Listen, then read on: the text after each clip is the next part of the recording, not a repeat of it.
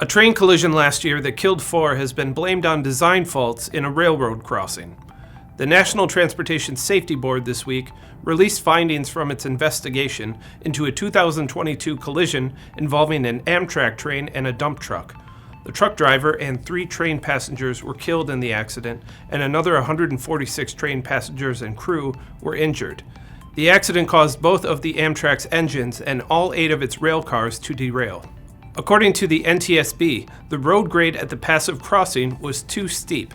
The American Association of State Highway and Transportation Officials sets parameters for the maximum slope at train crossings, and this particular crossing featured a slope that was 13 times steeper than those recommendations.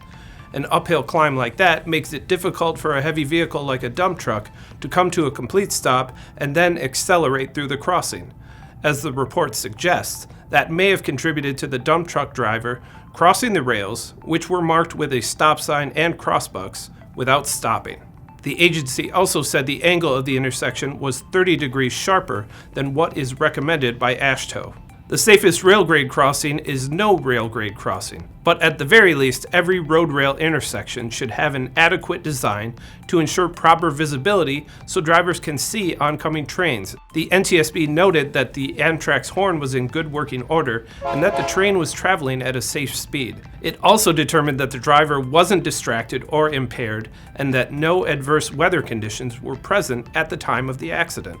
Missouri launched a $750,000 study following the accident and determined changes should be made at 47 crossings on 3 different rails across the state. The fixes are estimated to cost $18.5 million. I'm Ben Munson, and this is Manufacturing Now.